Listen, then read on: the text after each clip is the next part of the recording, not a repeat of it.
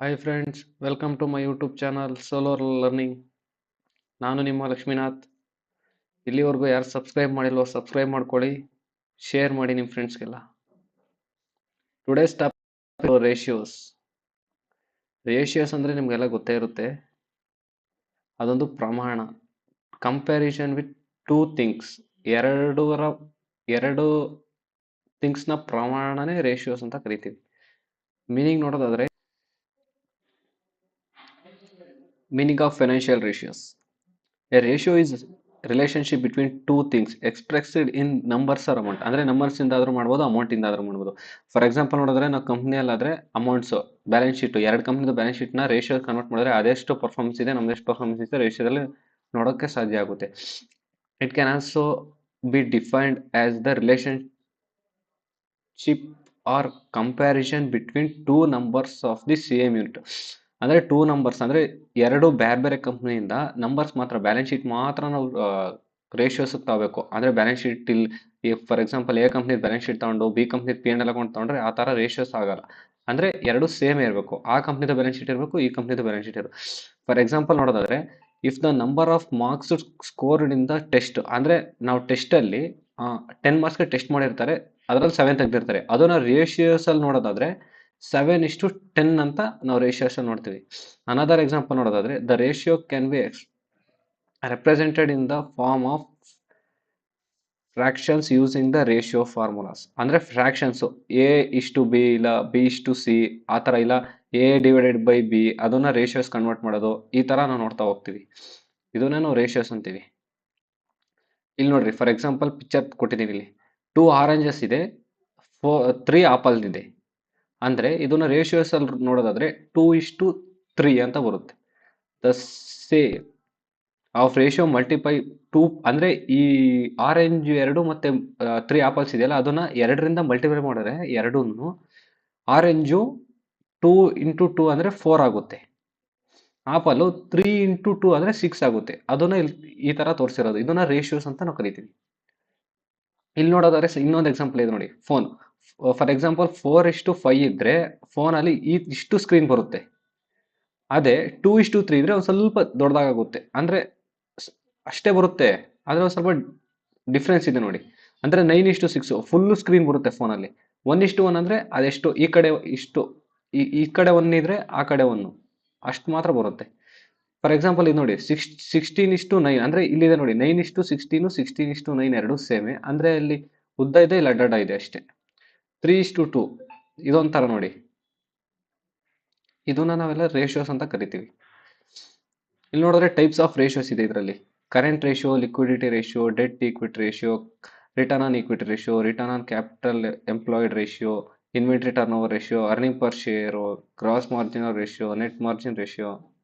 ಇವೆಲ್ಲ types of ratio. ಇದು ಒಂದೊಂದೇ ನೋಡ್ತಾವಣ ಇದು ಯಾವ ಥರ ಕ್ಯಾಲ್ಕುಲೇಟ್ ಮಾಡೋದು ಅಂತ. First standard ratio. ಅಂದರೆ ಇದು ಸ್ಟ್ಯಾಂಡರ್ಡ್, ಇಷ್ಟೇ ಫಿಕ್ಸ್ ಇರಬೇಕು. ಈ ರೇಷಿಯೋ ಕಂಪೇರ್ ಮಾಡಿದ್ರು ಇಷ್ಟೇ ಫಿಕ್ಸ್ ಅಂತ ಇರಬೇಕು. ಇದನ್ನ ನಾವು ಸ್ಟ್ಯಾಂಡರ್ಡ್ ರೇಷಿಯೋ ಅಂತ ಕರಿತೀವಿ.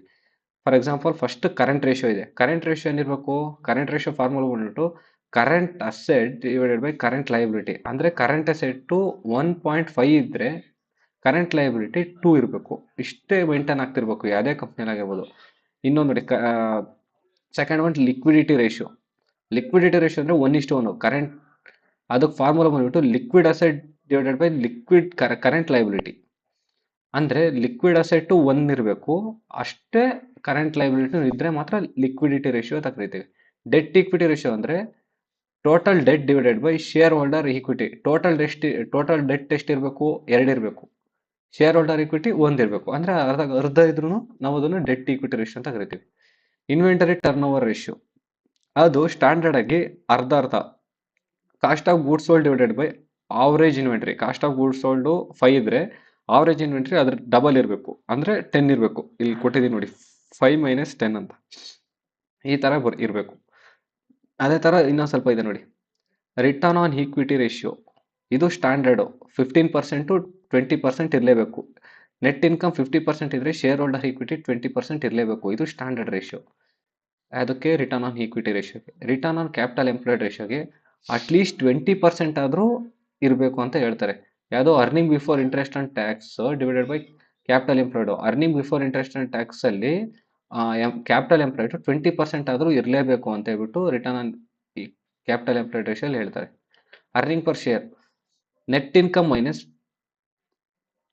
ಪ್ರಿಫರ್ಡ್ ಡಿವಿಡೆಂಟ್ ಅದರಲ್ಲಿ ಮತ್ತೆ divided by average number of outstanding common shares, ಅಂದರೆ ಈಕ್ವಿಟಿ ಶೇರ್ಸ್ ಆಗಿರ್ಬೋದು, ಪ್ರಿಫರೆನ್ಸ್ ಶೇರ್ಸು ಎಲ್ಲ ಅದನ್ನು ಡಿವೈಡೆಡ್ ಮಾಡಿದ್ರೆ ಅವಾಗ ನಮಗೆ ಅರ್ನಿಂಗ್ ಪರ್ ಶೇರ್ ಸಿಗುತ್ತೆ.